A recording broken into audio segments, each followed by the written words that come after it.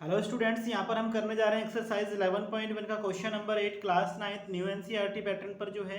तो यहाँ पर क्वेश्चन नंबर 8 आपका बोलता है कि a bus stop is barricaded from the remaining part of the road by using 50 hollow cones. यानी आपके पास 50 होलो कोन मतलब जो अंदर से खाली हैं ऐसे कोन आपके पास हैं, मेड ऑफ रिसाइकल्ड कार्डबोर्ड, यानी वो किसी कार्डबोर्ड से रेडी किए गए हैं। Each one has a base diameter of 40 centimetre and height 1 metre. If the outer side of each of the cone is to be painted and the cost of painting is rupees 12 per meter square, what will be the cost of painting all cone?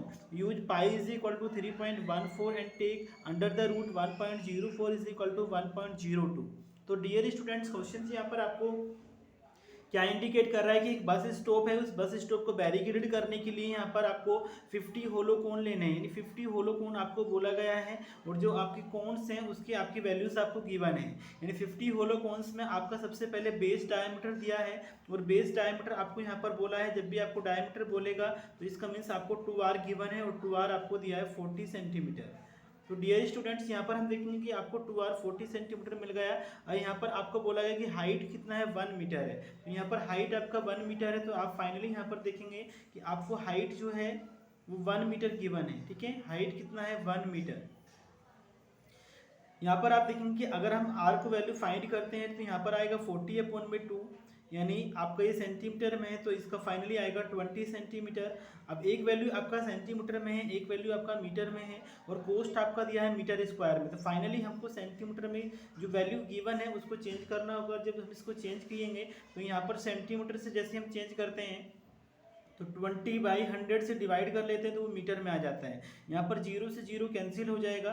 Finally अगर आप देखेंगे 10 से divide किएंगे तो जो point होगा decimal होगा 1 digit के बाद आएगा, यानी आपका 2 के बाद हमारा डेसिमल यानी 0.2 यहाँ पर मीटर हो जाएगा फाइनली। तो r का वैल्यू यहाँ पर 0.2 मीटर होगा।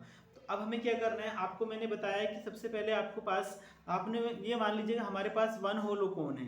तो 1 होलो कोन के लिए जो आपका कार्डबोर्ड लग रहा है वो कितना लग रहा है पहले आप वो देखिएगा। यानी CS से अगर हम फाइंड करें फॉर 1 कोन के लिए तो उसके लिए फॉर्मूला होता है पाई RL, लेकिन आपको L यहाँ पर गिवन नहीं है, आपको H गिवन है और R गिवन। तो सबसे पहले हम यहाँ पर फाइंड करेंगे L। तो सबसे पहले हम यहाँ पर L फाइंड करेंगे। तो L का जो फॉर्मूला होता है यहाँ पर अगर आप देखेंगे तो L का फॉर्मूला होता है यहाँ पर under the root r² plus h²।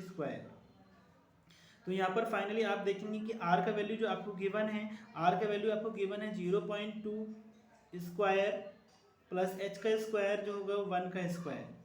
Finally आप देखेंगे यहाँ पर 0.2 का स्क्वायर मीन्स 0.2 की मल्टीप्लाई 0.2 में करनी है। तो यहाँ पर आएगा 0.04 एंड 1 का स्क्वायर डियर स्टूडेंट होगा 1।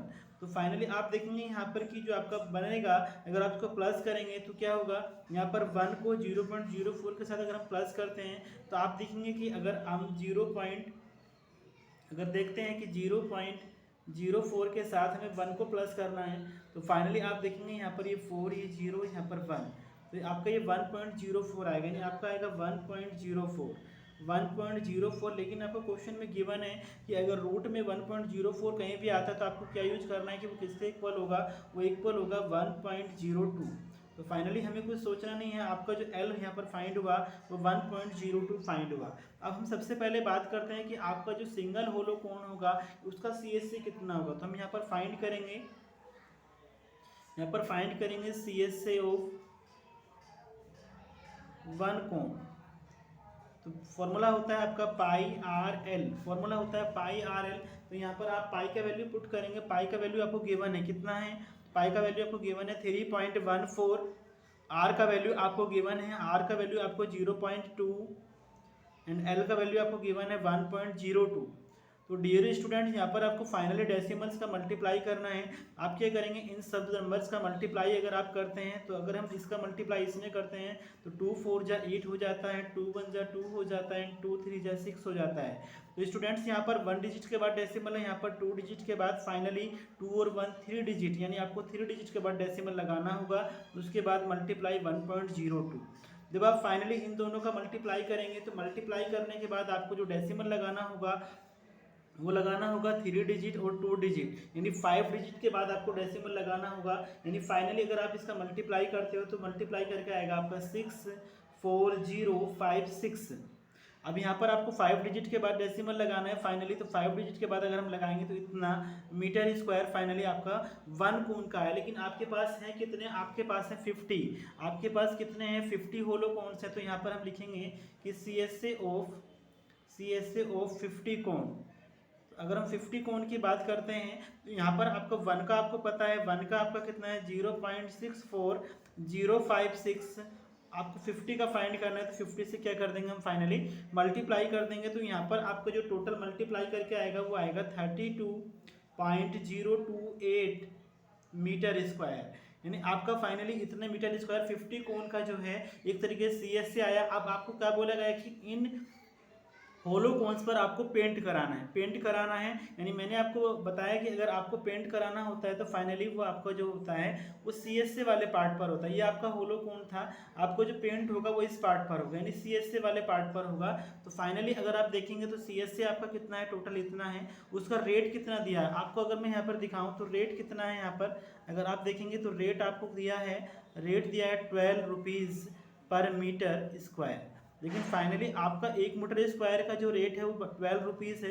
तो टोटल रेट कितना होगा, टोटल रेट फॉर पेंट जो आपका होगा, in total rate for paint अगर हम बात करते हैं तो जितना आपका कितना है 1 मीटर स्क्वायर का 12 रुपीज़ है, और टोटल जो आपका आया है वो आया 32, यहाँ पर आप देखेंगे 32.028। तो फाइनली अगर आप इसका मल्टीप्लाई करते हैं तो आपका जो आंसर होगा वो होगा 384.336। अब बेटा होता क्या है, अगर पॉइंट के बाद डिजिट आपका चालू रहता है यानी चलता रहता है तो उसमें क्या करते हैं, लास्ट वाले डिजिट को हम जब लेफ्ट करते हैं तो उससे पहले वाले डिजिट को हम 1 इंक्रीज कर लेते हैं। तो यानी 6 डिजिट को अगर लेफ्ट करेंगे तो 3 का क्या हो जाएगा 4। फाइनली आपको 384.34 रुपीज़ का पेमेंट करना होगा उन पर वाइट वॉश कराने के लिए। तो आई होप आपको क्वेश्चन अच्छे से समझ में आ गया होगा। और आप जितने भी स्टूडेंट्स पहली बार चैनल पर आए, चैनल को सब्सक्राइब कर लें, वीडियो को लाइक कर लें बेटा। जो बच्चे पेमेंट नहीं कर सकते उन लोगों के लिए स्पेशली क्लासेस होती हैं ताकि जो बच्चे हैं वो सीख सकें और वो एक क्लासेस के माध्यम से अपना स्कोर अच्छा कर सकें। तो आप अच्छे से पढ़ते रहिएगा, बहुत शेयर करिएगा, ज़्यादा से ज़्यादा शेयर करिएगा।